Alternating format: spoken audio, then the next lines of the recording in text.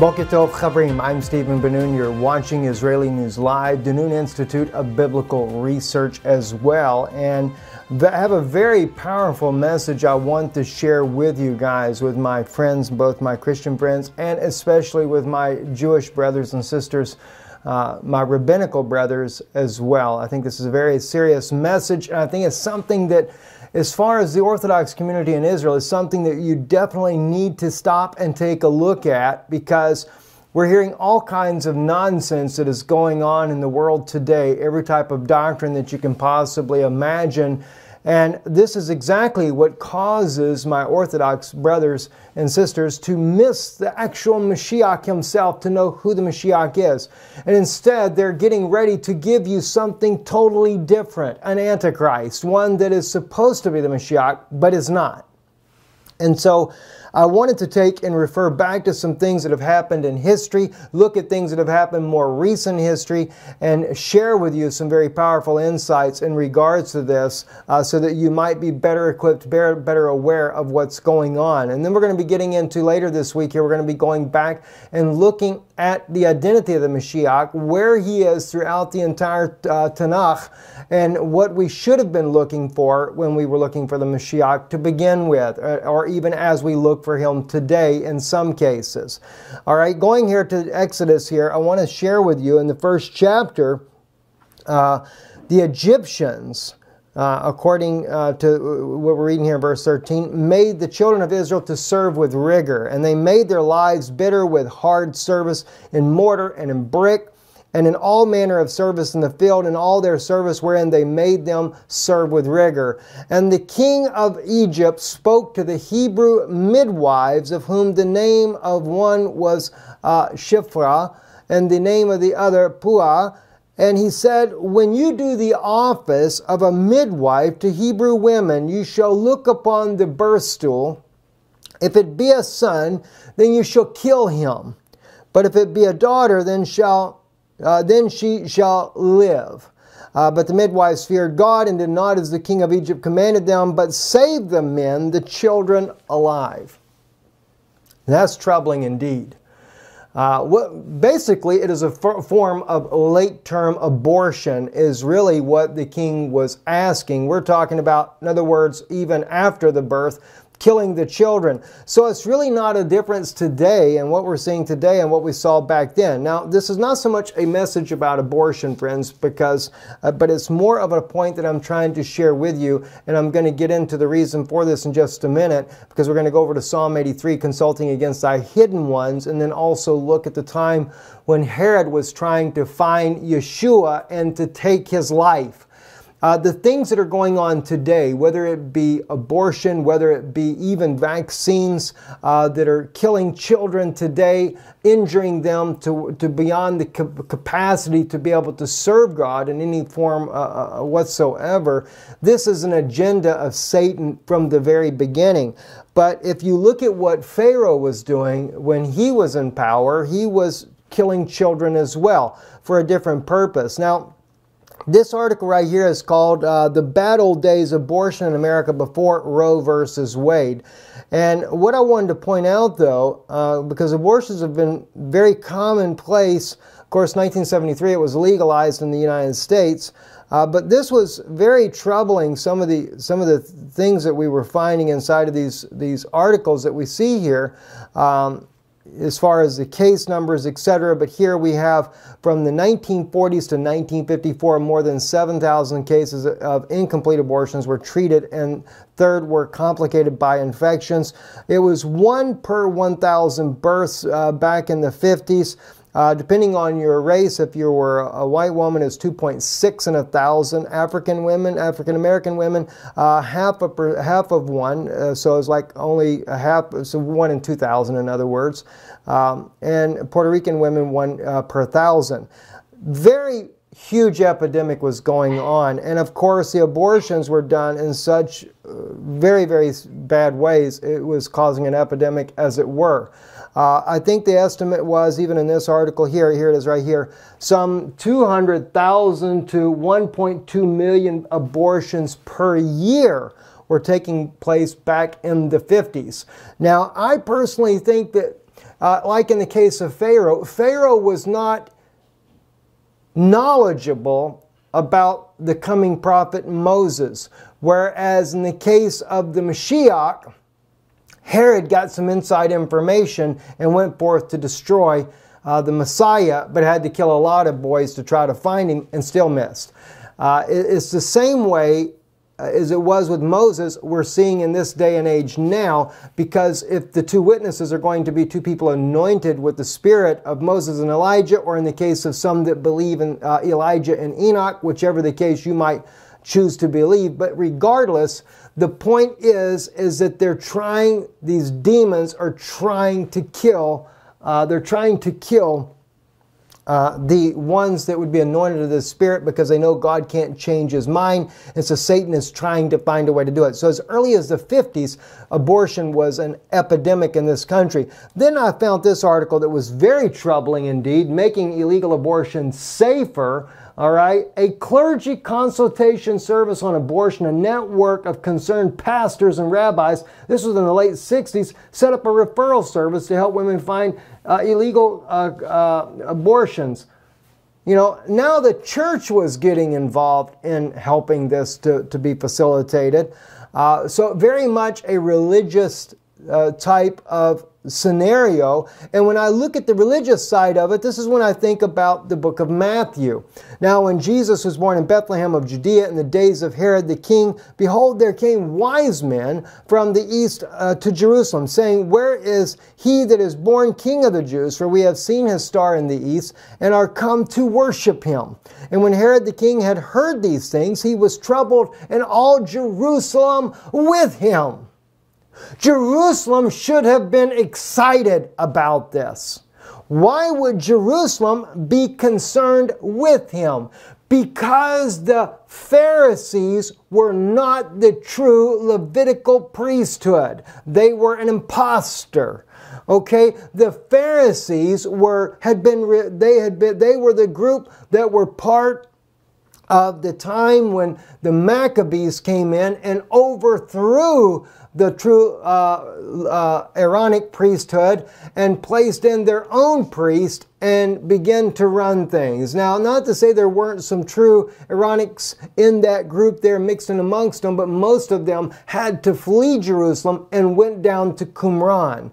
Okay, this is where they went. And some scholars believe that John is actually from that desert region there when he came up. Crying out, you know, repent, for the time of the Messiah is soon to come. All right, so all of Jerusalem is concerned with Herod because why? They're dealing with a false priesthood and they know it, and today it's no different.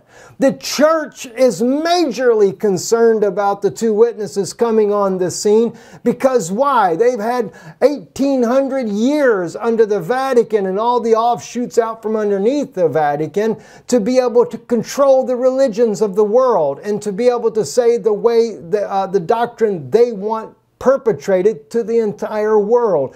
So if two witnesses really do come on the scene, this would become a problem for both the church as well as Judaism, the Pharisaic line that is in control in Jerusalem today. This would become a major problem. Now, for those that are looking for the true coming of the Mashiach to return again, for the Christian, for the Jewish people to be the first advent in their way of thinking, you know, they would be more than excited for the coming of the Messiah. They'd be more than excited for the two witnesses to come and set the record straight so that we can get all these problems worked out. But no, it won't be that religious class that is in authority. And that's not just limited to the Vatican. We have many of those out there today that are very prominent members promoting Rome. You have Joel Osteen, you know, the wealth and fame minister that promises wealth and fame, and that's how you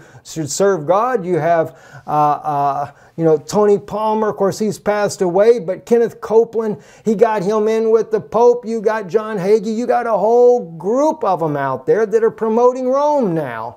Okay, so two witnesses could certainly cause some upset for them as well as the Orthodox community in Israel. Now, I do believe that there are many of the Orthodox community that are looking for the coming of the Mashiach. But unfortunately, right now, still blinded to who he is, and so therefore it will take a shaking in Israel to wake up the people there. So as we go back here, so when Herod had heard these things, he was troubled, and all Jerusalem with him. They didn't want the Mashiach. And if you read the book, the Apocryphon of Moses, or the Assumption of Moses there, in that book right there, Moses actually prophesied about the Maccabees. And not to say that them restoring the temple back for the Jewish people is a bad thing. That was the good part of the Maccabees. But the fact that they threw the Aaronic priesthood out, they replaced the Davidic line of the king of Israel with a false king, that was not good. And Moses said that this group that would do this and that would sell out to the Romans, he even knew who they would sell out to. He doesn't call them the Romans, but the power from the west there. He speaks about that, how that they would sell the Jewish nation out, and they did. And he says that they were slaves born of slaves. So they weren't even Israelites. Think about that one for a moment. All right, so anyway. And he gathered all the chief priests and scribes and the people together, and he demanded of them where Christ should be born. Notice what he's doing. He's doing a council meeting. He's meeting with who? The chief priests and the scribes. Who's meeting about the abortions? Right there in the history of abortion. A clergy consultation service on abortion. The scribes, the rabbis coming together to do what? Put more children to death. Not to mention, if you can't get them that way, use the vaccines. Because see, the thing is, they don't have no idea. And of course, these rabbis, it's not like that they're looking to try to kill the two witnesses. They think that they're trying to do a service, okay? What does the scripture say? There comes a time they think they do God a service by killing you. There you go. That's a novel idea in itself, right? So back to Matthew. They said unto him, in Bethlehem of Judea, for thus it is written by the prophet, and thou, Bethlehem, in the land of Judea, art not the least among the princes of Judah, for out of thee shall come a governor that shall rule my people Israel. Then Herod went, when he had privately called the wise men and inquired of them diligently what time the star appeared, he sent them to Bethlehem and said, go and search diligently for the young child, and when you have found him, bring me word again, and I may come and worship him also. It's the same thing today. Look at all these churches. Look at the Vatican, the chief of them. And don't think that they're not the head of these organizations. How many of the organizations have gone and bowed and given allegiance to Rome? Sure they do. Many of them do. Baptists, Pentecostals, Methodists, Presbyterians, Lutherans, you name it, they go and they bow down to the Pope. And they give him the allegiance. Why? Because he consults even with them. Now, the wise men were much more honorable than many of the ministers today. When they realized what he was up to, they went another way around and they left. And that made Herod angry. So what did Herod do? He sends out to kill all the children 2 years old and under to make sure he gets Jesus. Make sure he kills him. See, Pharaoh was different. Pharaoh had no idea that there was a deliverer coming for the Jewish people. He just starts having all the children killed as they come out of the womb. It's interesting, he killed the boys and not the girls. I guess they'd use them for sex slaves. But this is how evil this is. Now, I want to share with you some things, though, that we've been overlooking in Psalms. Psalm 83. So many people call this a war. It is a war of sorts, but it's not the war that you think it is. This is more of the conspiracy before the war. Okay, a psalm of Asaph. O God, thou keep not thou silence and hold not thy peace, and be not still, O God. For lo, thine enemies are in an uproar, and they that hate thee have lifted up the head. They hold crafty converse against thy people, and take counsel against thy treasured ones. Now, I think in King James, this is in verse 3, for those of you that are reading King James or a Christian Bible. It is verse 3, I think, for you guys, but here in Hebrew, we have it in verse 4. Okay, they hold crafty converse against thy people. All right, al-amcha, it is upon or over your people, all right? And then we find, Ya'arimu sod. This is where it's literally like a group meeting is what this is. That's where you get the word sod in here from. And they are really shrewd. They're figuring out a way to do what? They want to do something about these sefanechad, not treasured ones, but hidden ones. Al sefanecha. How can they get control over them? How do they control them? How do we get control and make sure that we can manipulate what they're going to say or do when they do come? Now, the problem is, the best way is just to make sure you kill them.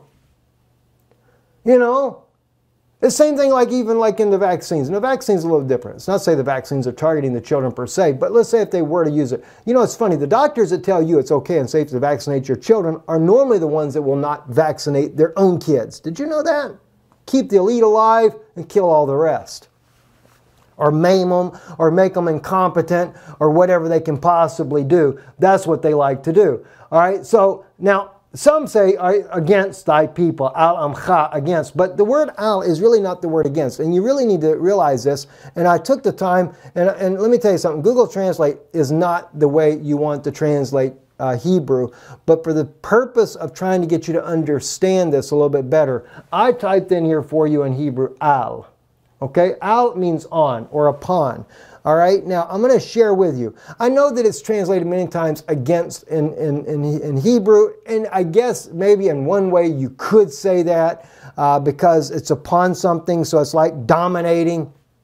But just so you understand this, let's look at this. It is a preposition, and as you can see over there, al,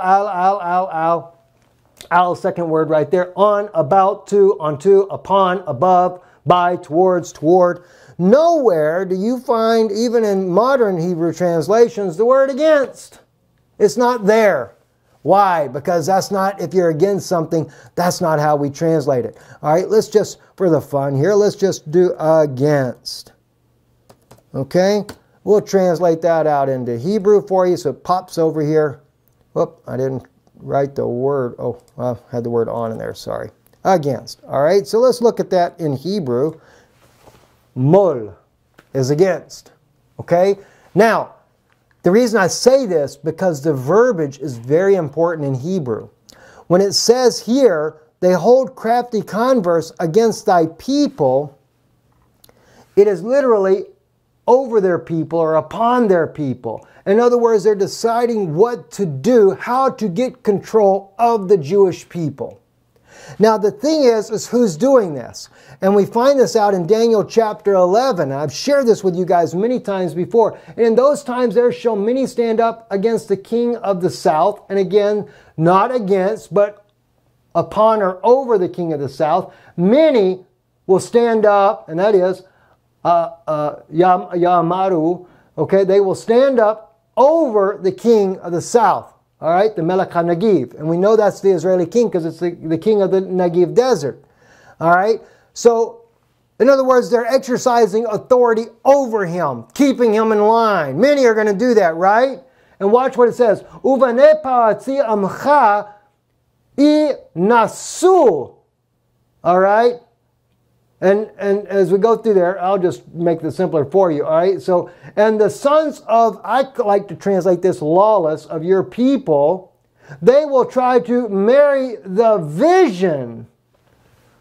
Now, you could use the word lift up. Nasu can be used as lift up as well, but it's also a very common use to say to marry the vision. So the lawless of Daniel's people, which are the Hebrews of today, the Jewish people in Israel in this case, are going to try to marry the vision. And of course, that vision they're trying to marry is Daniel chapter 9, which is all about the coming of the Messiah. 70 weeks are decreed upon thy people and upon thy holy city. Daniel chapter 9, 24, okay?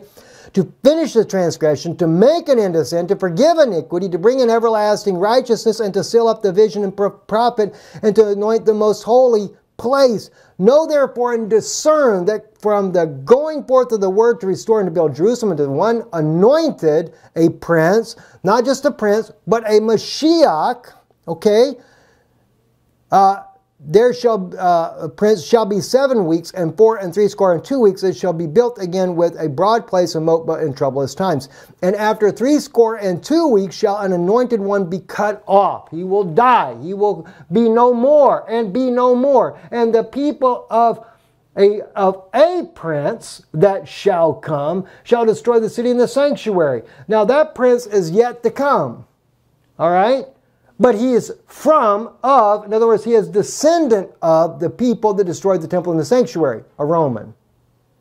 Titus, the Roman general, was a prefigure of the prince that shall come, that would destroy the temple and exercise authority over Israel. Rome was doing that today. Pope Pius XII was the one in 1947 that said make Jerusalem an international city. This is why they did this. All right? And he also wanted to use the name Israel as well because it was more inclusive, because they considered themselves the Israel, the replacement theology. All right? So this is what we're dealing with right here. So when we go back over here to Psalm 83 and we look at this again, they hold crafty converse against thy people and take counsel against thy treasured ones, or in this case here, over your people. They hold this very shrewd way of working together, and they also take counsel against the hidden ones, or over the hidden ones. What will they do? How do they control? They're controlling Israel. Just like they're trying to do this in order to establish the vision, they're trying to marry the vision. See? They're trying to marry that vision. Now, there was something that I'd seen earlier, and I was trying to see if I find it again real quick. Yes. Verse 3. This is another one. For lo, thine enemies are in an uproar. They that hate thee have lifted up the head. Their leader, right? Well, if you look, I wasn't even thinking about this. I read it this morning. I was reading it in Hebrew. Oyavecha. See? Yamayon. All right? And we will get it right over here. Nasu Rosh. They've married their head. I mean, this is another case of Ahab and Jezebel. Jezebel was not an Israelite. She was a foreigner. And Ahab, the king of Israel, married her anyway. What are they saying over here that they're trying to do? In Daniel 11, to marry the vision. Okay? Inasu.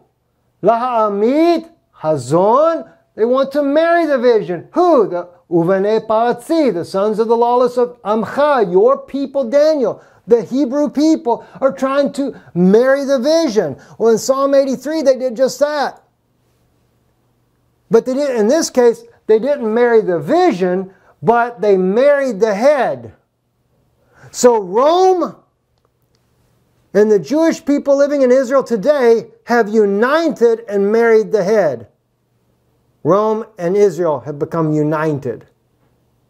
But now what they're trying to do is to bring that vision to pass. And at the same time, they're taking crafty counsel. Who is they? The Jews that are the corrupt ones, the lawless that are living in the land, are taking a crafty counsel with what? The Romans. The church. To do what? How are we going to deal with these two witnesses coming? You know why? They've heard too many of those preachers out there. All these churches they've infiltrated, they've been hearing them talk about those two witnesses coming because they know it's written in Revelation too. And the thing is, they are hidden because God hid them away. Just like Moses. You don't know where his burial place is. Doesn't say in the New Testament that they were, Satan was disputing with Michael the archangel the burial place of Moses. You don't think that Satan wouldn't know his actual burial place? And the angel says, God rebuke you. Why was he saying that? Because he couldn't figure it out himself. And then when the Messiah comes and dies and resurrects, it's a problem for him. He sees Messiah resurrect. He don't know where Moses is. Moses is hidden just like Elijah was hidden. So they're trying to figure out what to do with the hidden ones. Moses and Elijah. They don't know where they're at. They don't know what to do with them. And now they're conspiring together with the lawless. See, let me make one thing clear, my brothers and sisters. Not everybody in Israel today is a false Jew or anything. There's many of the house of Judah that have returned home. Otherwise, Scripture wouldn't be fulfilling. But among them, even as we saw when Moses came out of the wilderness, out of Egypt on the wilderness journey, there was a mixed multitude. We ended up with a mixed multitude in Israel. Not to saying that some of them are not Jews as well that are being lawless, because the angel says to Daniel, the lawless of your people. You've got some of your people that you can't control, and they're going to work with this demon, this head over here, in order to try to bring about the vision. And what does Rome do over there? Rome is the one that's involved in Israel, uniting the three religions together: Judaism, Christianity, or Catholicism, and Judaism. And it's Rome that's doing the Mekodeshit, which means engaged. It is Rome that is trying to bring about Daniel's prophecy over here. Reconciliation for iniquity. Didn't the Pope call that the year of reconciliation? Are you guys getting this? My Jewish brothers, are you getting this? You need to know who your Mashiach really is. You really need to know who he is. And not just assume who he is. And you need to know who the lawless is among you. As I've been bringing out recently and exposing the early part of our history as a nation, although I appreciate that we are a nation in the Middle East, I appreciate that Israel is a nation. I do. But I don't like the way the ones that were in power in the beginning got control of this land, became our prime ministers to rule the land, as they married up with Rome from the very beginning and killed our brothers that were coming to try to liberate Jerusalem for the Jewish people. Not just for the Jewish people, but for all Israel. Gosh. Friends, I don't want to keep you any longer. I know it can get lengthy sometimes, but I do love you and I appreciate you tremendously. And I know I'm being kind of hard on some things right now. I'm going to really bring out some messages. We're going to go into the next part. We're going to start getting into redemption. How we know that Yeshua is the Messiah. So those of you that are Jewish that are listening, that's why we're going to publish this on Israeli News Live as well. Because I have a lot of Israelis that listen to this broadcast. You need to know who the Mashiach really is. So that you don't fall for some bogus lie that is coming. If anybody that wants to rule truly with a rod of iron, believe me, Rome would love to rule Israel with a rod of iron and all the Middle East as well. But that's not really what the Messiah was speaking of when it speaks in Revelation that he rules with a rod of iron. It's not like what they have envisioned to bring about a false millennial reign. We love you though. We appreciate you. We thank you. We thank you for listening. And those of you that really are blessed by the work that we're doing, we're trying to do, help us to stay on the air and contribute and make this possible. Because together, with us together, it's the way we do it. Visit our website, IsraeliNewsLive.org. God bless you.